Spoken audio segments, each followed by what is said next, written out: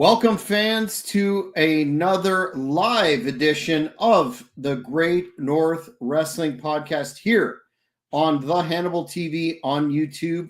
My name is Jack Kilby, Executive Vice President of Great North Wrestling, and I'm really pleased tonight to have on a man who was a referee, a wrestling photographer of great note, and a man who has really basically done it all in this business, but started his career as a referee with the Tri-State Wrestling Alliance. And we've got a lot to talk about One and Done coming up May the 3rd in Philadelphia, Pennsylvania. The huge, probably independent show of the year, in which the folks behind the Tri-State Wrestling Alliance, notably promoter Joel Goodhart, will be bringing some of the classic folks back together and WrestleCon. It's just going to be an amazing event. We'll get into that, but I want to introduce the Hannibal TV fans to Mr. Joe Zanolle. Joe, thanks for coming on tonight, sir. Hey, Jack. Thanks for having me on. I appreciate it.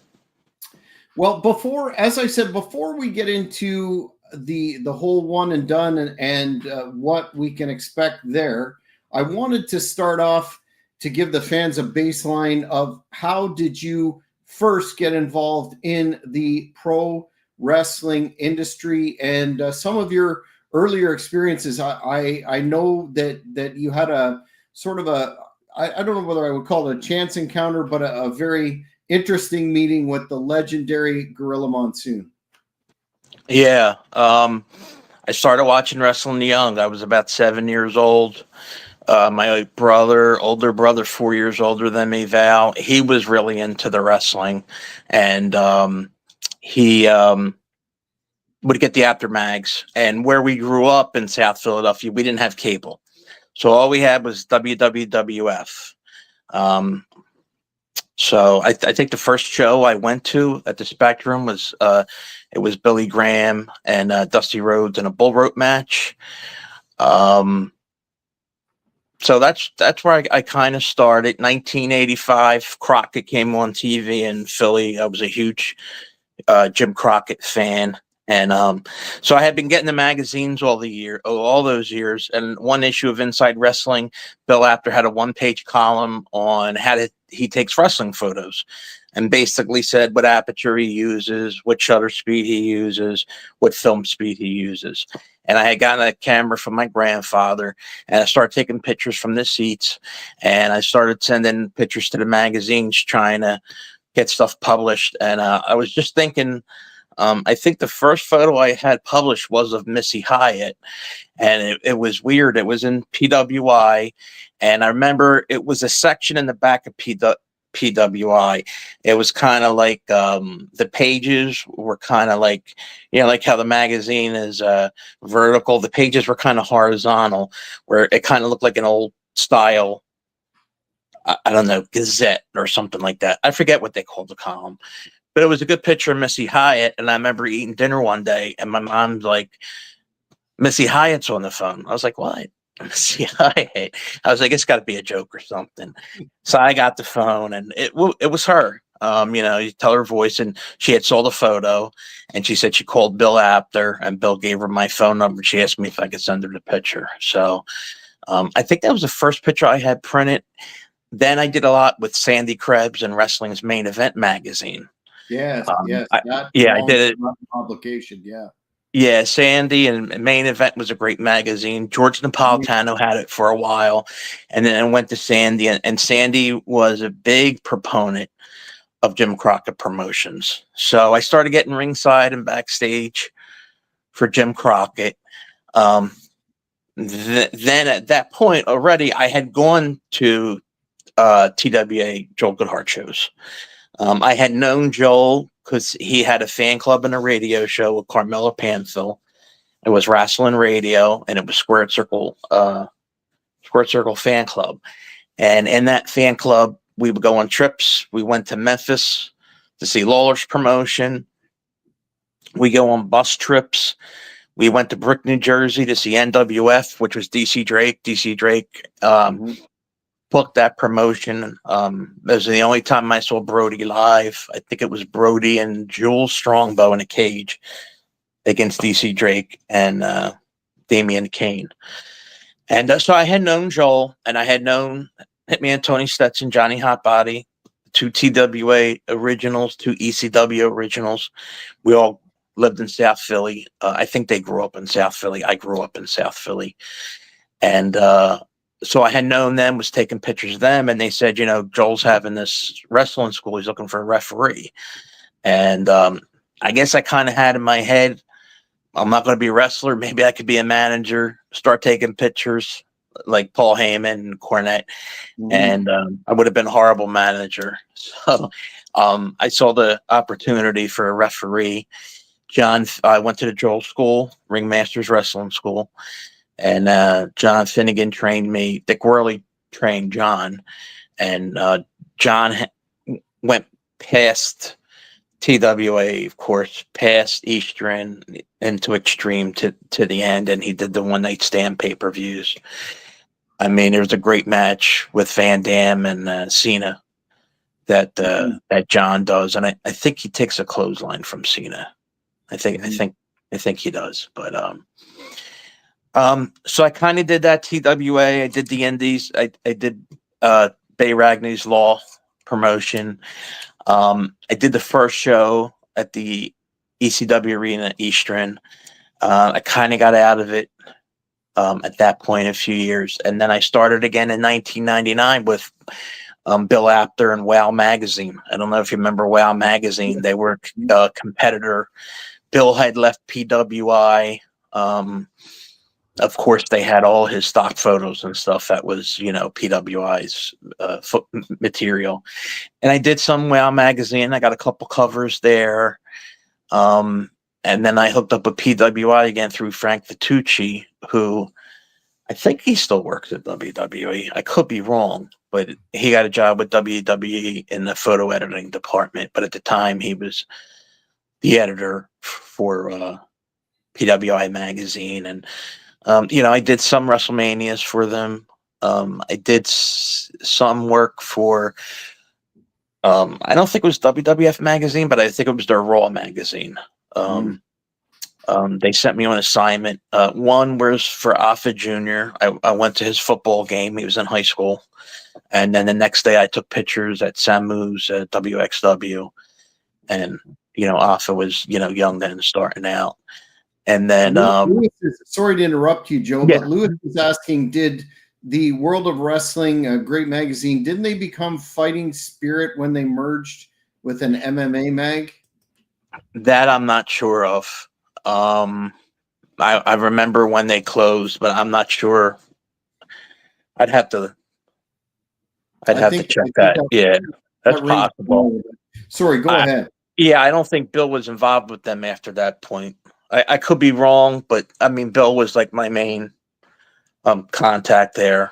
George Tahinas probably knows the answer to that, and Bill probably knows too. But George Tahinas, I don't know if he did Fighting Spirit, but George Tahinas is a photographer. He's been around forever, and he's done a lot of outside of U.S. magazines, Mexico. I think he did I think there was a magazine, England. I can't remember the name of them, but. And he was an ECW regular. He was there the whole run, and then all the iterations after the 3 PWs, the PWU. There was a promotion, MECW. I don't know if you ever heard of that. Fiasco, John Collins. That was there were so many guys there that night, And I don't know if it was the main event, but Kurt Hennig won the championship. I forget who he fought in the final. Got another fan question here for you to go in so we get it in. Do you remember a match between Terry Funk and Stan Hansen at Cooper River in Cherry Hills, New Jersey? Yeah, I was there. That was Dennis Caroluzzo's show. Right, Power Slam. That's right. Dennis Caroluzzo's show. He had Kamala there. That was one crazy match, I tell you. It was kind of scary because I put Terry Funk, Abby, Stan Hansen, a couple of the guys, those guys that work Japan. they would go in the crowd and they would go after the photographers and stuff. And Stan Hansen, doesn't have the best eyesight, and you got to watch out for that cowbell. The cowbell's not watching out for you, and that's even just somebody I'm talking ringside. You know what I mean? Let alone in the ring. But yeah, they actually went down and fought in the river, picked up mud from the river, threw at each other. I have a picture. I'll put it on my Facebook later. They used it in PWI where, because it was outside, I guess the dressing rooms were kind of like mobile trailers. And the picture I have of them, like the door to the trailer's open and one of them's up the steps and one's down and one's punching the other. But yeah, that was, Dennis did bring a lot of that stuff too, in addition to Joel. Dennis, I would say, just didn't do like the venue size that Joel did, like the Pennsylvania Convention Center. But that show at the Cooper River definitely was a unique setting and environment, and Hanson and Terry took full advantage of it. Dennis had brought in a lot of names over the years, the Lawlers, the Gilberts, and you were there the night that, and I wanted to ask you this. Yeah. In a previous discussion we had, we kind of got cut off, and we're jumping around the timeline here. But you were there the night that Shane Douglas threw the belt down in the ECW arena after winning the NWA title against Scorpio. Can you give us the perspective you had on that particular situation, please? Yeah, I had left ECW at that point, but I was working like a block away. So let's say the store closed at 8 o'clock, 9 o'clock. Then I went to the arena. So they were well into the show. The backstage was packed. Okay. Yeah, I remember talking to Cactus that night because Cactus had said to me, because I had, did a lot of his match. I did him and Gilbert and the barbed wire and stuff. And he was just he was booked on the show for Jim Kettner, who originally had ECWA in Delaware. And he said he got booked and he was just asking me how Jim Kettner was and stuff, to work for. And I was in back watching the monitor, and, everybody was around the monitor. So I saw it happen live on the monitor. Yeah, it was pretty, that's like a, almost like a business changing angle. You know what I mean? Oh, yeah. Of course, for Dennis and Dennis's side, and Dennis was always great to me. That was a double cross of Dennis. But that's kind of how Paul rolled. You know what I mean? And he was going to do stuff for shock value, and he's going to do stuff to get attention. I didn't really see Dennis that night because, like I said, by the time I came in, it was halfway through the show. And I think later on they made amends. I think when ECW used Cornette had Paul apologize to Dennis or something like that. The story goes, but they double crossed him. But I think they had Jim Crockett in. Jim Crockett was doing that World Wrestling Network, I think, and NWA, and there was all these other promises and stuff like that. But I think Paul, knew maybe more than he let on and knew that wasn't happening. And so he went to kind of try to break off and, rebrand it. And, you could say a lot about it. People still chant the letters. It was definitely a phenomenon, and I think that's where you get back to like with Good Heart and Tri-State. And I don't think they invented anything. I think they brought a lot of it to the area. A lot of the names Joel would bring in would be Memphis guys and stuff like that. But the local guys, the two big feuds were Larry Winters and Drake, and Tony Stetson and Johnny Hotbody. And back then in the indies, they would book people. I think they started booking. They were booking Drake and Winners as a match, like in different promotions, not just one promotion. They were like a touring act, to different promotions. They started doing that with Hot Body and Stetson too, because they had they had good chemistry together. They had matches where when you were watching it, you weren't saying, "Look, this is predetermined" or whatever. They were laying stuff in. They legitimately had heat with each other, Joel says, to this Yeah, day. some brutal stuff, and not so much in the sense when I say brutal, when you talk about like ultra violent glass and stuff like that. And I have feelings about some of that stuff too, but I think what they had that was maybe missing in some of that other stuff, other than some of the over the top weapons, I think is that they had emotion in it. You know what I mean? There was a story behind it.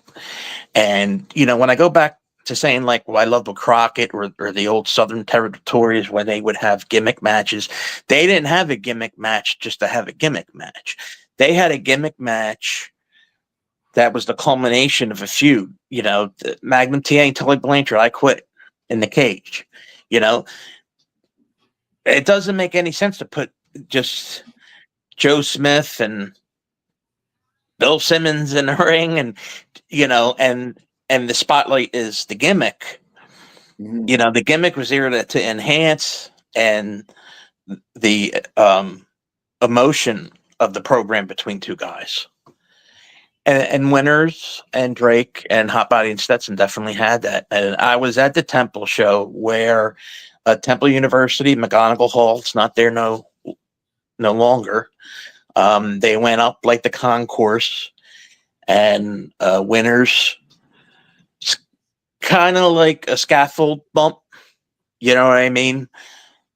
They were over like the mezzanine wall, and Drake was hanging and dropped. I don't know what the drop was, but to me, it was kind of reminiscent of, how like they do the scaffold bump.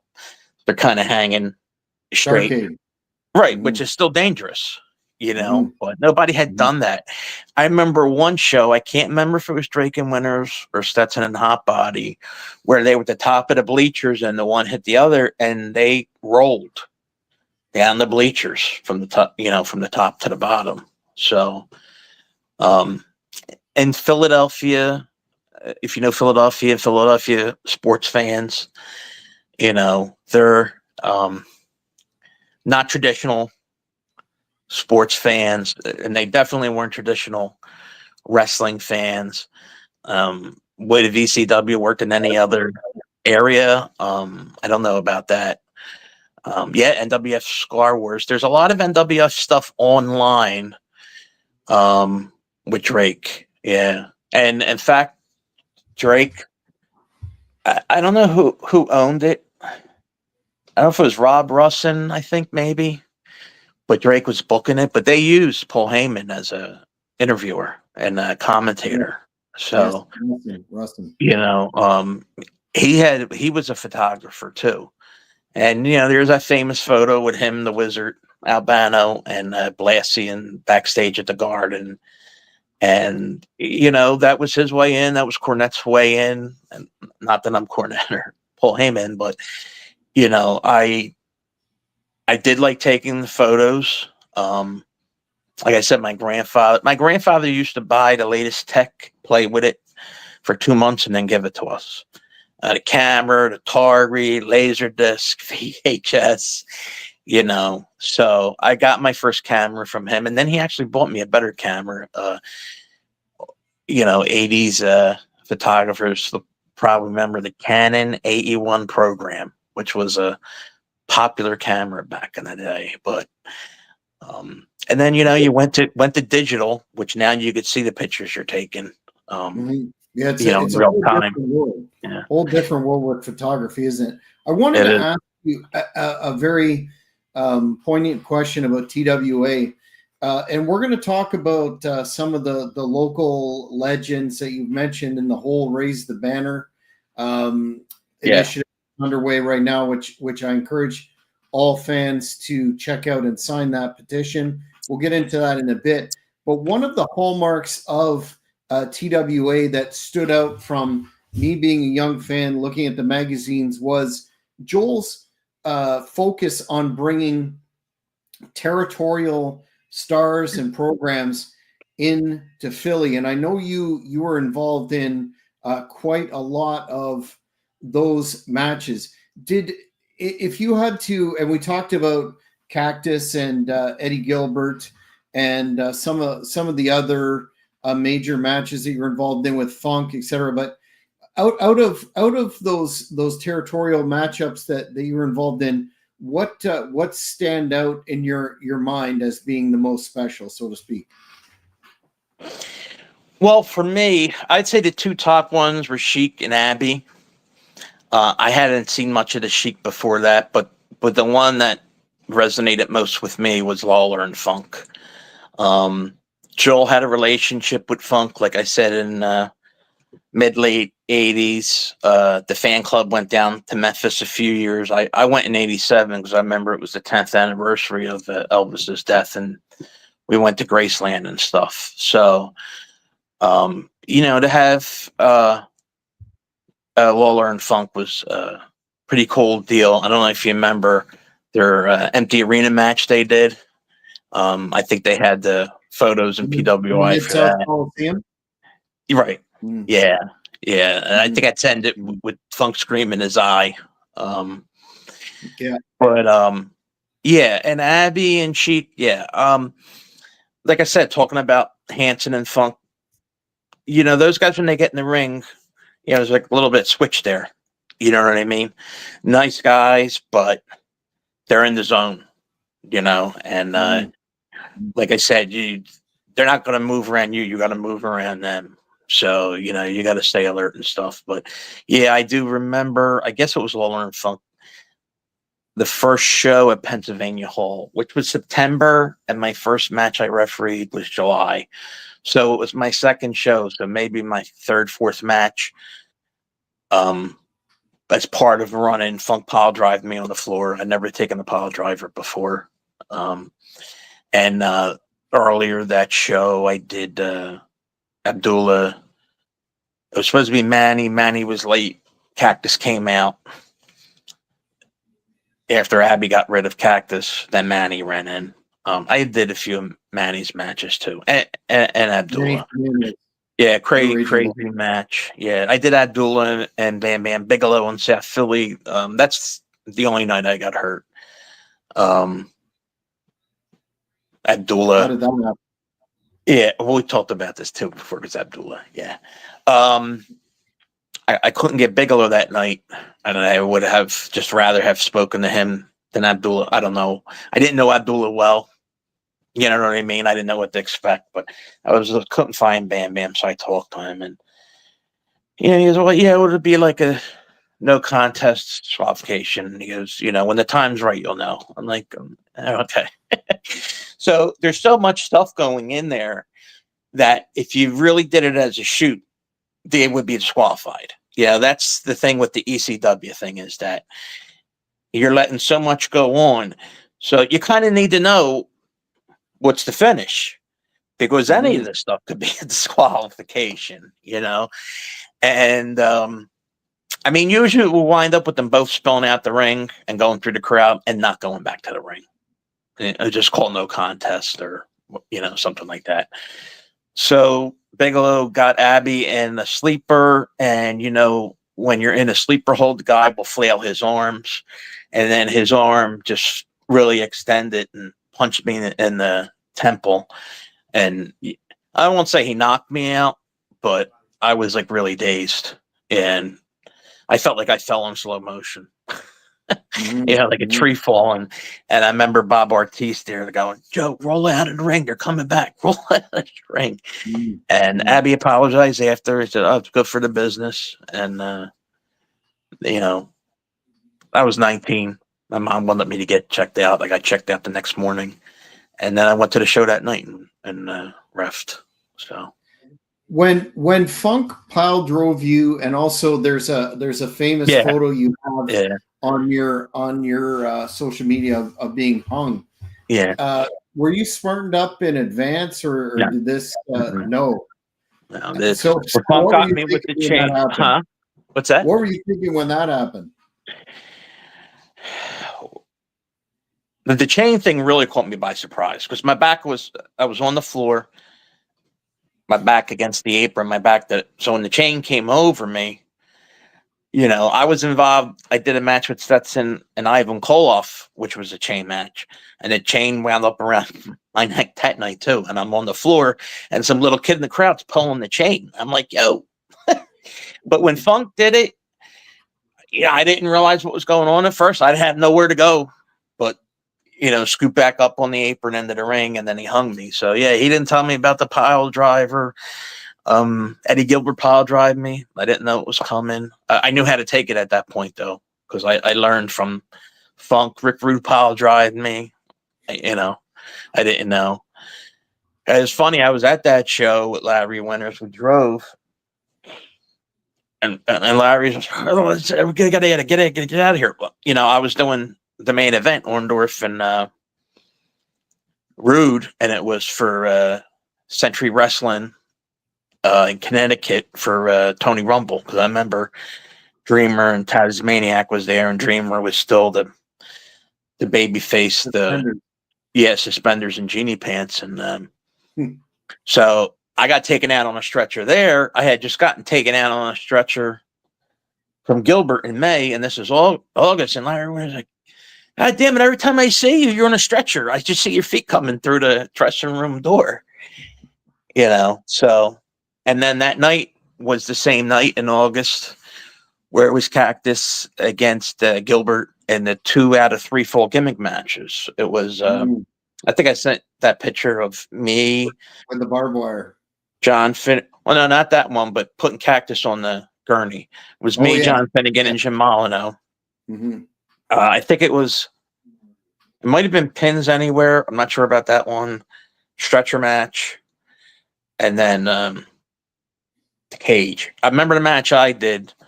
Eddie brought a trash can in the ring and emptied it and got a broken bottle, backed me up in the corner with it, So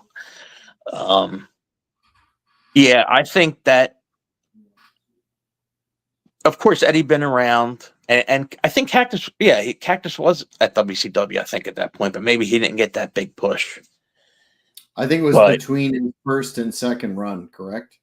Yeah, but that was a big deal, I think, for him. And he would do all the local shows too. I know Joel said he would tell Cactus, Bam Bam, anybody local, anytime you want to work the shows. Cactus did the bar shows on Market Street in Philly. We had Ivan there. Ivan was great too. Ivan was one of the nicest guys, and I did a match between him and David. David didn't care for me, which is cool. David Sammartino? Yeah. Yeah, it was David Sammartino and Ivan. And why didn't he care for it? Well, I was young and experienced. He's in the ring cursing me out of position, this, that, the other. And when we got back, Ivan said, forget him. And he sat and talked to me and gave me some pointers. And I mean, in a business filled with egomaniacs, I mean, Ivan Koloff's got to beat Bruno Sammartino. And a long career, one of the best, heels. I know by the time Crockett came in '85, he was a little bit older, he was grooming Nikita and stuff like that. But he was one of the best guys, really, especially for, guys that have an ego. I think he had every right to have an ego and didn't. Mm-hmm. So, a lot of time that stuff is just the person themselves, but yeah, I did a lot of matches with Ivan, and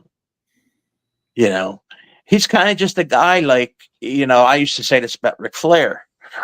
They just know where they are in the ring. You know what I mean? They just.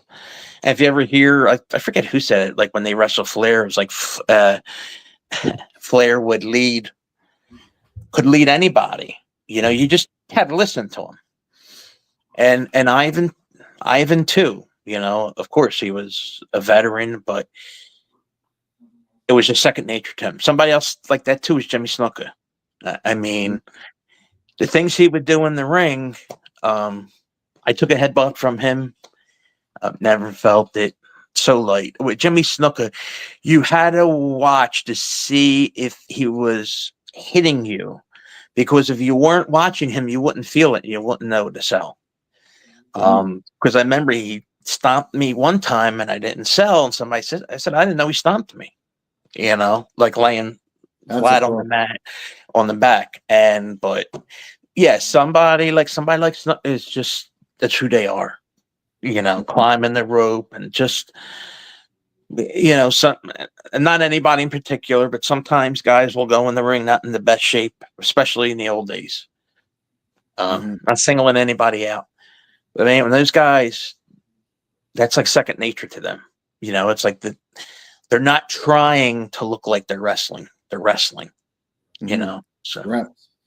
In terms of your experiences around Ric Flair, I wanted to ask you if that you know, they're one of the hallmarks of TWA were those press conferences, and I know you're involved in a couple of them. Could you just you sent or have a few photos of those on your social media? Can you talk about that experience? Because a lot of us old school fans remember that coverage in the Main Event magazine, and it was a really cool concept at the time. Yeah.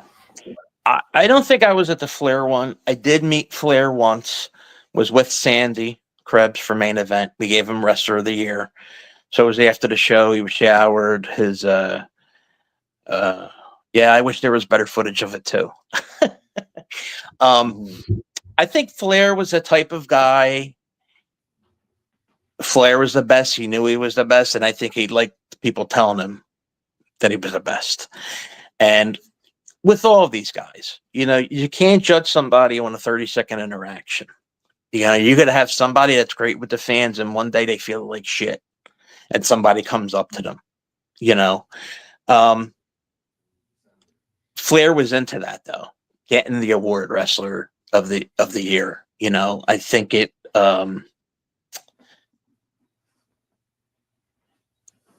you know, would mean something to him other than just collecting a paycheck, that he's one of the best at what he does. It was a quick exchange. It was nice, you know. The thing Joel had, I wish I had been there. I know Joel made the belt. I know it said I think it said Wrestling Radio or Squared Circle. I can't remember, but I think it was for Wrestler of the Decade. And decade, I think, yeah, it was a beautiful belt, you know. And you know, I think interactions and stuff, you know, as time goes on and Rick's gotten older, there's a lot of mishaps, I guess, and missteps. And I think that stuff always happened, but you didn't have social media to alert you to it. You know what I mean? I don't think you can really deny, probably my favorite wrestler of all time. He was just something else. And it wasn't that he was the best wrestler or the very best talker. You could even argue that he was, but it's just that he was the best overall package. And what he prided himself on, his, you know, ability, his conditioning was just freakish, you know, to travel and to have hour matches and stuff like he did. A lot of people say, oh, he did the same match. A lot of guys do the same match. A lot of guys have the same signature spots and stuff. You know, a lot of people criticize him and say, oh, that, you know, Harley Race, who was also great. I, you know, love Harley Race. But I think Flair had something. He had that charisma. He had that edge. He had that playboy type thing that, you know, really got him over. I mean, Hulk Hogan had the WWF machine, but Flair was popular in his own right. I think coming to WWF in 91, 92 helped them, but huge celebrity in the Carolinas and stuff like that. So Undeniable for sure. Were you at yeah, the I think there's a photo as well on your social media, the press conference with am I confusing Buddy Buddy Rogers? Rogers. You were at Yeah, that. I wanted to say Landell, but yeah, probably the same thing. yeah, Talk about the build for that and that particular press conference with such a living legend there and that yeah, great angle that unfortunately didn't happen. yeah. That well, I'll start with Landell. Landell was great. Landell screwed up a few times, big time, and he was looking to rebuild his reputation, and he came to TWA, and he was in shape, and Buddy was a major player, major character. Now he's in a local promotion, and he really did. Even me, try to help guys, give them advice, groom them, and I think he had best intentions. And I know Joel had said he wanted to involve Rogers and Flair. I think the late '70s. I think in Mid Atlantic they did Rogers and Flair because I remember those pictures in Apple magazines. Yeah. Once. Yeah. So Joel had Buddy in once or twice. I think he refereed a match between Dr. Death and somebody. I can't remember the specifics where they kind of got Landell in there. I think Joel was talking to Flair, then Flair went to WWF. We had that press conference, which I really liked the idea of that as the setup and stuff. I can't remember where it was. I don't know if it was on Market Street or there was a bar called Champs. I think Finnegan was there with me, unless Finnegan or Malno. And we were kind of it was kind of like Rogers. I guess Joel was in the middle with the mic, Landell, and then a referee next to each of them. And Buddy was always a nice guy. Buddy got John Finnegan started. John Finnegan, but he lived in the area, I think in Cherry Hill or Haddonfield or something. And John knocked on his door, and Buddy started talking to him and told him to contact Larry Sharp, I believe, and then Dick Worley was there, and it just snowballed. He was really a nice guy, Buddy. You can even see, that's the tail end of his career, that he did have that pizzazz. He had that look. He had that charisma, the hair, the body. I'll tell you, I thought he said at that point, because his heart, he was doing aquatic training. And I tell you, he was a big guy. I mean, just his shoulders and his build. And, when they say there's, great matches, great wrestlers, and then there's moments, it would have been a great moment. You know what I mean? I don't think it would have wasn't going to be a 60-minute Flair Steamboat. But I think Landell would have put him over huge. I think it would have been a great moment, like I said, for the crowd and stuff like that. So it's a shame it didn't happen. He passed away. I think he passed away that year in May. If it wasn't that year in 92, it was the following. But I think it was the following May. But that's something there that, put Joel over.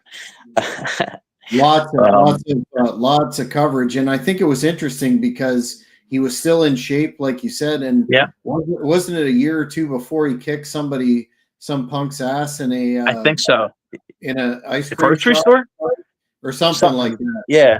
So it was a believable type of. He was a big man. Deal. He was a big. Now, I'm not saying he was.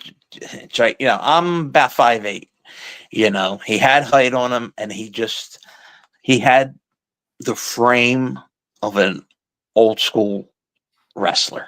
But yeah, where were you going to see?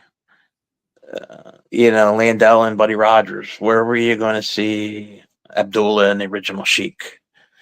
Again, up here, Lawler, Funk. I think Dennis might have did that. Dennis used Gilbert and Lawler and Funk in his things. I'm a little fuzzy on the timeline on who had who when. It was all kind of close, but yeah, Joel talked about that. Like he had Jimmy Valiant, Adrian Street, Austin Idol, Stan Lane, Al Perez, yeah, Kerry Von Erich, that famous story that Joel tells about Kerry coming up with Lawler and not being aware what city he's in. yeah, and it's a shame because the times I met Kerry, I mean, people know about the Von Erich's problems. But anytime especially we had his nephews in the ECWA Super 8 a few years back, Marshall and, oh God, I'm getting mental block. Ross. Yeah. Two great guys.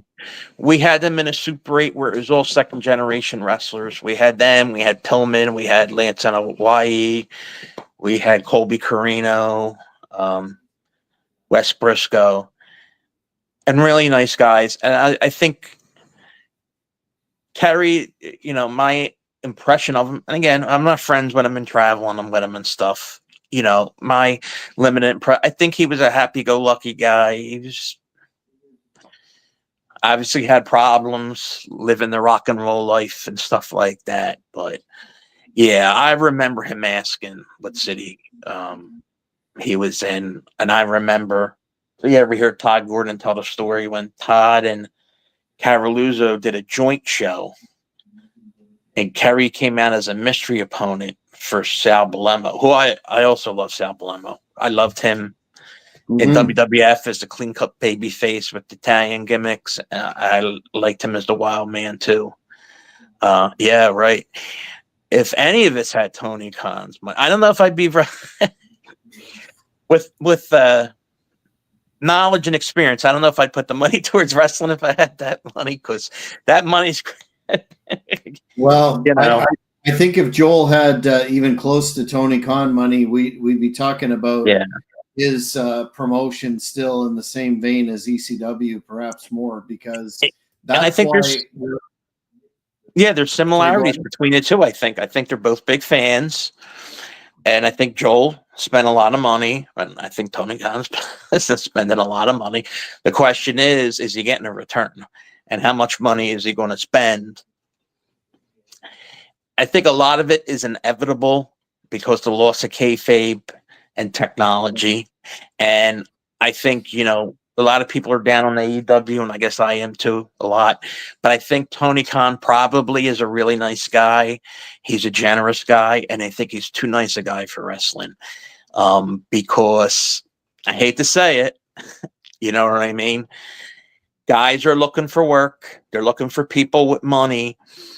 Guys will say there's so many matches on this card, but yeah, if you cut them, they would have a fit. You know what I mean? And I think the difference between Tony Khan and Vince McMahon, that's why people don't like WWF, because they didn't want people telling them what to do. I think in AEW, they do whatever the hell they want. I mean, look at Jack Perry. He did whatever the hell he wanted, and he got pushed. You know what I mean? Yeah, for sure.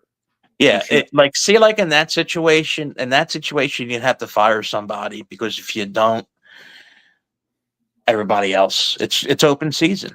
You're going to let people do whatever they want to do, or not if you fire them, some kind of a fine.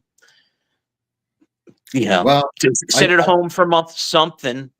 I think the wrong guy got fired there for sure, but I wanted to. I know you've got. I want to get into One and Done, the raising the banner, and the WrestleCon. I want to get into all that, but before we do, I know you've got a wrestling magazine there with some of your photos. Cheap plug. Yeah, cheap plug.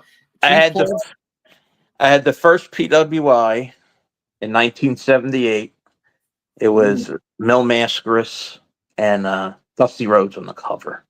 And I read Bill Apter's article on Inside Wrestling on how he takes photos, worked for them and stuff. And so this is the newest PWI. It's February 2025. Joe Hendry on the cover. If you go to, they're hard to find sometimes, hard copies out in stores, but PWI, I think it's PWI-online.com. But they still use my stuff periodically, and I was just looking through it, and here's a couple of my Ring of Honor. I gotta have a hard time centering this. Like That's good. That's good. uh, Danielson, Brian Danielson and Nigel McGuinness, Ring Andrew of Honor. McGinnis, Desmond Yeah, Wolf. and yeah, I loved Danielson back then. He was in ECWA in the early 2000s. He was in the Super 8. He was tag team. He did an odd couple tag team with Low Key. They were fighting the Haas brothers, which the Haas brothers were great. They really brought a lot of excitement to ECWA at the time. And Jim Kettner had a big show at the Bob Carpenter Center, which WWE runs, and I think at that time, a lot of the guys that were in the Super 8 for ECWA, they hadn't had a whole lot of exposure.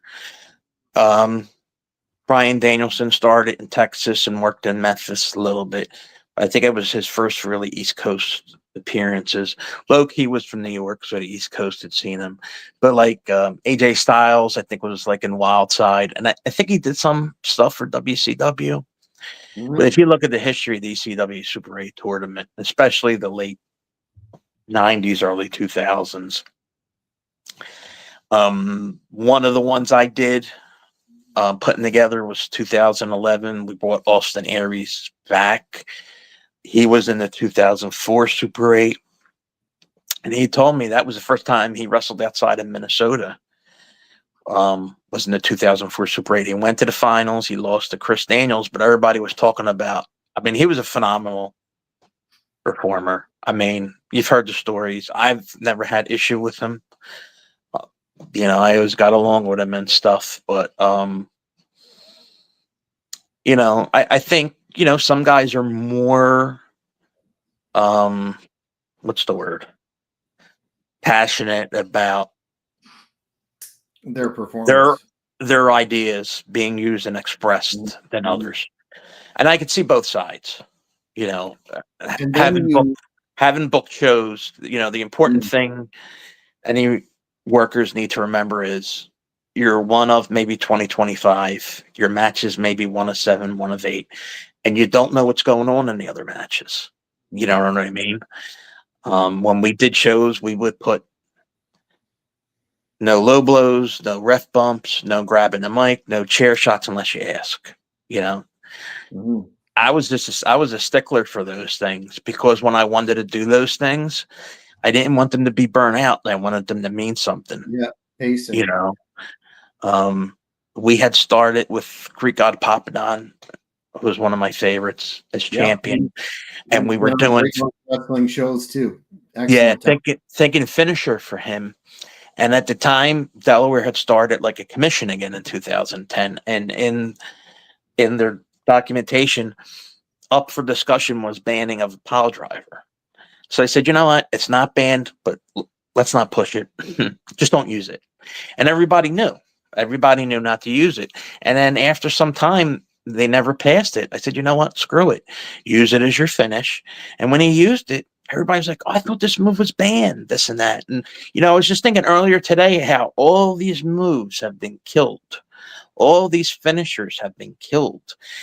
But, that's an example there where if you step back and start from scratch, people went nuts for a pile driver, and I think that's the big problem. I think it's, overexposure too, talking about AEW. It's just so much.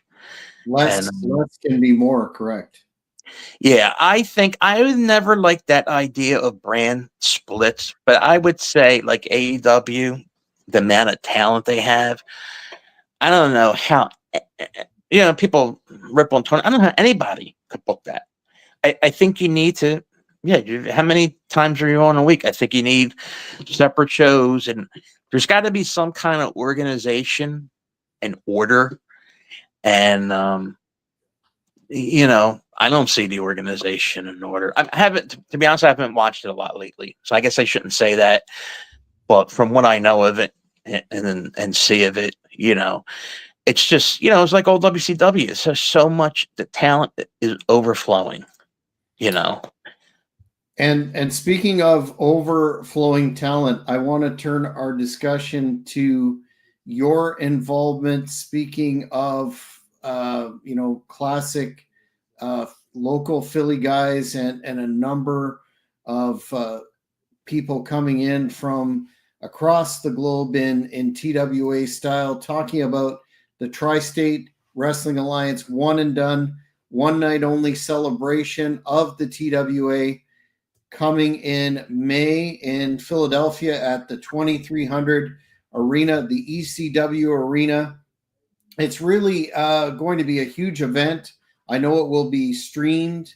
There's a documentary being filmed, and Chubby Dudley Bayragni is working with Joel to put on one heck of a card. And I know Chubby's going to introduce or announce the rest of the card coming up this weekend, but we should also not forget the WrestleCon, which will be during the day, where you'll be able to meet so many of the guests. Let's start with that, Joe, in terms of who's announced. And there's some huge names for that fan-friendly WrestleCon. Right. Well, everybody knows ECW. Everybody knows Paul Heyman, Todd Gordon. And the whole thing was, a lot of it was an offshoot of Joel and TWA, and the way the original TWA ended was kind of abrupt. So this is kind of like a reunion and curtain call. But for the WrestleCon, I know, again, one of the guys that helped me get started in wrestling, Bill Apter, he's going to be the host, I believe, at the WrestleCon. Sabu's going to be there. Sabu had early matches in his career in TWA. When the Sheik was booked, Sabu would drive him. Sheik didn't fly, and Sabu was involved in some like battle royal type matches and stuff. So Sabu's going to be there. Mr. USA Tony Atlas. I don't recall him being involved in TWA. I know there's a few people that were not TWA that are involved, but I tell you, in ECWA, we used Tony Atlas a few times. I really like Tony. Great guy. I think he's still in his age, unbelievable shape. He's a talented artist.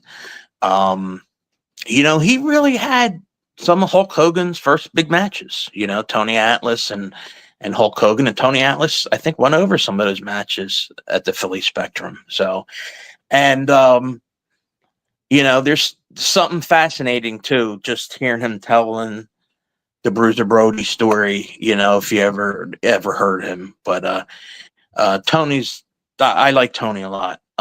Speaking of Bruiser Brody, his widow, Barbara Goodish, is going to be there. I never met Barbara, friends with her on Facebook, little interactions here and there, but she seems like a really nice, sweet person. I'm looking forward to meeting her. Then Doug Gilbert's going to be there. Doug would come in with Eddie sometimes when he was fighting Cactus. Tommy Rich is going to be there.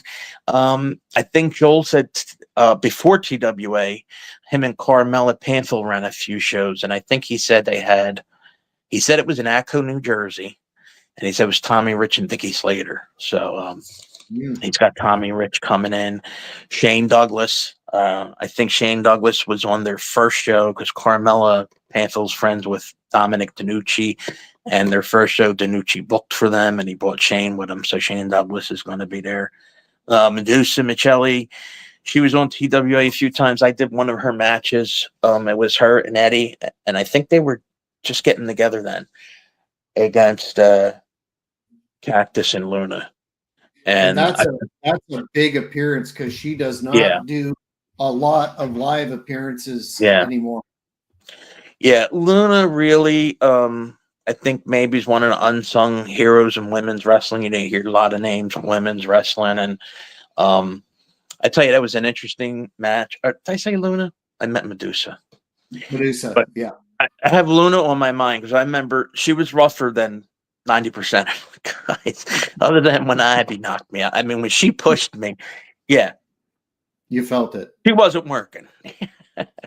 I mean, of course, behind the scenes and stuff, nice, but I think that's what's missing today. Like somebody like Luna, like these one of a kind character that you're never going to forget. You know, you're not going to forget these characters and these guys from the 80s. And I'm like, are you going to be thinking the same about the guys today 30 years from now? You know, and I think a lot of it was not, and I love wrestling. I love good wrestling, but it's not just all about wrestling. You know, it's about character and charisma too. So, we're going to have one of the matches is Gabby Ortiz versus Notorious Mimi. Mimi was an NXT. Monster Factory, Gabby, Monster Factory. Gabby had the ECWA championship. I think at least a few times. She was in some of the women's Super 8s. And that's one of the matches they announced was Gabby versus Mimi with Medusa as the referee. So that'll be at the WrestleCon too. What's that? Yeah. Yeah, at the WrestleCon too. Yeah. No, Mimi's going to be there. Mimi was actually a fan of TWA. Steve Carino was a fan of TWA. He's sitting in the crowd. You know, so you know, Mimi's at a lot of the shows in the arena. He's a great guy, and it's just, you know, just like the rest of us, was a big fan, or I would say most of us. There are guys that get into wrestling just as a business, you know what I mean? But a lot of them get involved just for the love of it. Sandman's going to be there. Sandman started TWA. He was doing the wetsuit surfer gimmick with the surfboard. And then he morphed into, you know, smoking a cigarette and drinking a beer and, you know, probably his entrance. I guess entrance and his cane shots most famous for. So I think that's all that's been announced so far. I don't know. I've been trying to keep up. That's for the WrestleCon. I think that's going to be noon to 3:30, and then One and Done is going to be starting at 7:30. On Facebook, if you look up TWA, Tri-State Wrestling Alliance, One and Done. Then there's another TWA Squared Circle Fan Club, Ringmasters Wrestling School page. For tickets, you go to 2300 Arena webpage for the tickets. If you're looking to get a table and vendor, it's Friendly Heart Productions at yahoo.com. I think I got that right. And, we need names for the banner. If you go on change.org and put in Philly Wrestling Legends or Philly Wrestling Icons. Yeah, Drake stuff. Yeah.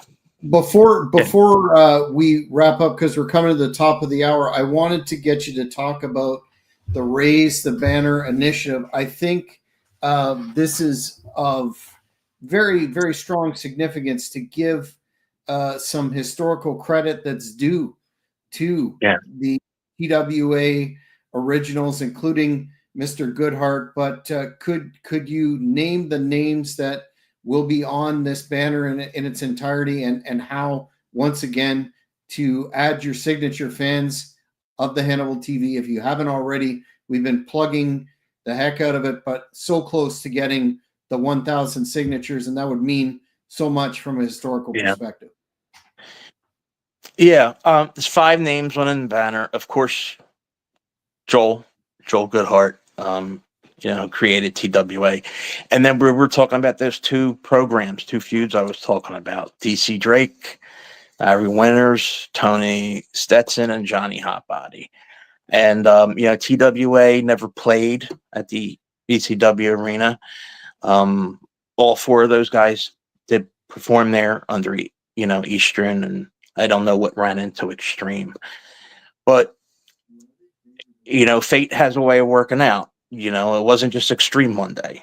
There was building blocks. And I really think if it wasn't for the fan club and the radio show and TWA, and I think it came along at a certain time in history where in Philadelphia it was WWF, then Crockett was here, then they sold to WCW. And I said this at that point, there were so many free agents when WCW was started, and Joel used all of them, and he brought something to Philadelphia. You didn't have YouTube. I mean, there was tape trading going on. So, if you saw Valiant Jimmy Valiant and Adrian Street. Yeah, maybe you've seen it on a tape. You know what I mean?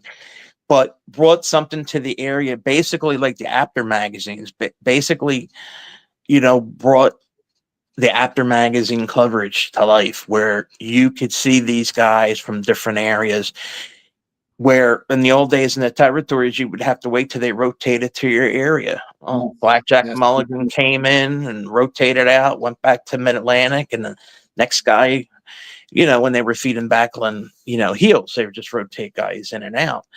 And, like I said, not having cable TV and not having the internet and stuff, the wrestling magazines, I used to go 2-3 times a month to buy every wrestling magazine there was. So, I think Joel started something that's still going on today. I think Drake and Larry Winters and Hot Body and Stetson. I think they started the fire in a lot of ways. And there's a lot of guys in that arena that have banners, and I think it's a great idea. I think it's overdue, and I think it's warranted to have their names on a banner in the arena. So change.org, Philly Wrestling Icons. Yeah. You know what? If you go on Facebook, I'm gonna tonight, tomorrow, I'll put up a lot of links to my Facebook page to all the different things I talked about. Also ECWA, Ryan Kavanaugh owns it now. He just put out a documentary on Jim Kettner. They do the Super 8. He's doing a lot of great things too. If you go to ecwaprowrestling.com, all their information, shows, tickets, all that kind of stuff is there. So definitely ECWA and TWA. I have a history with them, and it gave me a chance to experience a lot of the things that I dreamed of experiencing. Wasn't a superstar, wasn't a wrestler, but got to do things that, sitting at home reading After magazine, wanting to do something more and be involved. And, there's a lot of people that helped me with that. Joel, Larry Winters, Carmelo with the fan club, John Finnegan training me, Bill Apter, Frank Vitucci, Sandy Krebs, Larry Winters helped me a lot. Mike Tartaglia, when he bought ECWA, had me do, putting the shows together and booking. And, sometimes it's hard to remember everybody, and it's been so long, but to anybody that ever gave me a chance or opportunity to do something, I appreciate it. I thank them. And, I hope the fans in the Philly area and beyond, and especially if you were a fan back then, I think you need to come to this show. And like I said, Tony Stetson, Johnny Hotbody. I knew Drake. I wasn't real close to Drake. Nice guy, Drake. And, I miss Larry Winters. He was a good guy. I spent a lot of time with him. And, Larry did a lot of, if you watch Larry's stuff, like I was just watching him in Sabisco, Pro Wrestling USA. Larry was a great worker. You know what I mean? And those guys wanted to work with Larry, and had a lot of fun with those guys. And I'm glad I met them, and it made most of my lifelong friends from wrestling. Whether it was my friends that were fellow fans or people I met in the business. So, well, it's certainly going to be, and I know we throw this around a lot, but it is going to be one and done. It's going to be a history-making event. I know the fans of the Hannibal TV were very popular in Philadelphia as a city and the surrounding area. So make sure you check it out, because it's going to be something that you'll regret if you're not there. And we're going to be really tuned to Chubby Dudley Bay's announcement for the rest of the card this weekend. And we'll look forward to seeing you there as well, Joe. And I want to really thank you again for your time, and would encourage the fans to check out Joel's social media, to keep up with everything one and done, as well as that very important Raise the Banner initiative. Sounds good. I'm gonna, like I said, tonight or in the morning or through the night, I'll be posting a lot of stuff on my Facebook. But well, sounds good. Thanks for having me. I appreciate this time my camera battery held out. Last time I talked to you, you're probably like, "What happened to this guy?" I'm like, "With timing, my camera battery dies." That's all right. It's my phone battery, not my camera battery. Yeah. It's live. These things happen, but we got it all in today. So thanks again. And fans, if you haven't already, please subscribe to the Hannibal TV. We've passed the 400,000 mark. Many millions of unique views. We're going to continue bringing you this type of content and stay here for everything upcoming, the news, the happenings for TWA One and Done. Until next time, I'm Jack Kilby for Joe. Take care, everyone. Thank you for watching the Hannibal TV. Please like this video if you enjoyed it and click the subscribe button to not miss any of our latest shoot interviews,